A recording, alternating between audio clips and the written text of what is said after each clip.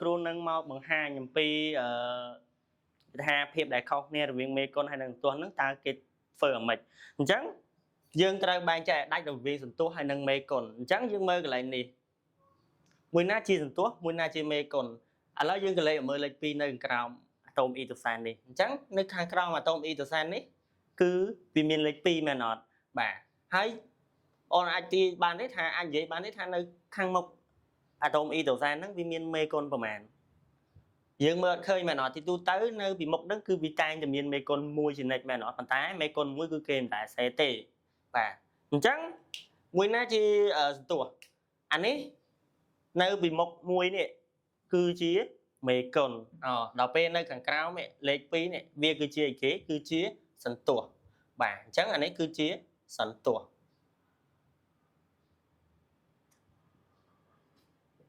អញ្ចឹងពេលដែលយើងថ្លឹងសមីការគឺគេមិនដែលថែមសន្ទស្សទេគឺគេថែមមេគុណមានន័យថាយើងដាក់លេខនៅពីមុខអញ្ចឹងទៅឧទាហរណ៍ថែមអានេះ2ថែមអានេះ2អញ្ចឹងណាអាហ្នឹងគឺធ្វើបែបហ្នឹងគឺយើងមិនអាចយើងមើលកន្លែងនេះមានអាតូមអ៊ីដ្រូសែន2ខាងនេះមាន2អូខេអញ្ចឹងស្មើប៉ុន្តែអូខាងនេះយើងមើលវាមានប៉ុន្មាន2មែនអត់ក៏ប៉ុន្តែដល់អូខាងនេះគឺមានតែ1អញ្ចឹងជាទូទៅបងប្អូនគាត់តែងមកដល់ថ្លឹងដាក់2អញ្ចឹងយកហ្មងអញ្ចឹងO2 2ស្មើគ្នាអញ្ចឹងគឺយើងធ្វើបែបហ្នឹងគឺអត់ត្រឹមត្រូវទេបាទអញ្ចឹងពេលដែលថ្លឹងសមីការគឺយើងត្រូវ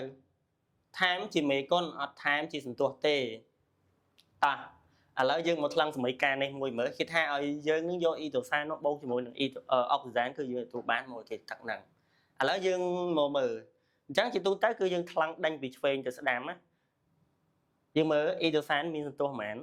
2មែនអត់ដល់ពេលខាងនេះមាន2អញ្ចឹងស្មើគ្នាហើយប៉ុន្តែយើងមើលអាតូម O នេះវាមានតែជើង2ដល់ពេលខាងនេះមានប៉ុន្មានមានតែ1អញ្ចឹងបងប្អូនអាចដាក់2អញ្ចឹងបានណាគឺអត់ត្រូវទេអញ្ចឹងដើម្បីឲ្យសមីការនឹងវាមានលំនឹងបានគឺយើងត្រូវថែមមេគុណ2កន្លែងនេះយើងដាក់មេគុណ2ឲ្យមិនដាក់សន្ទស្ស2នៅក្រោម O ទេ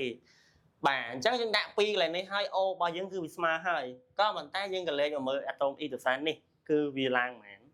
ពេលណាដែលយើងដាក់មេគុណ2ពីមុខគឺមានន័យថាយើងថែមអាតូមអ៊ីដ្រូសែន2ថែមអញ្ចឹងអ៊ីដ្រូសែនវាមាន2ស្រាប់ហើយអញ្ចឹងយើងដាក់2ទីវាឡើងមែនវាឡើង4មែនអត់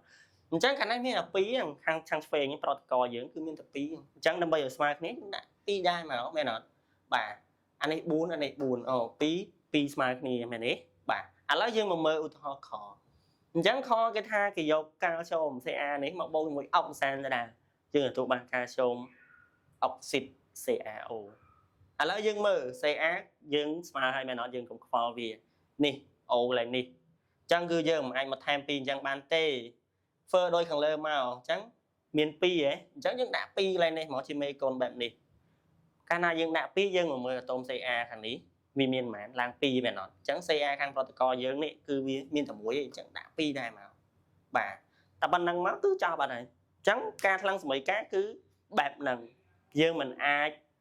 ថែមមេគុណថែមលេខនេះទៅជាសន្ទស្សបានទេឧទាហរណ៍តែខ្វះ2ថែមជើង2ខ្វះ3ថែមជើង3ធ្វើហ្នឹងគឺអត់ខុសអត់ត្រូវទេអញ្ចឹងដែលត្រូវគឺយើងត្រូវថែមជាមេគុណបែបនេះបាទអញ្ចឹង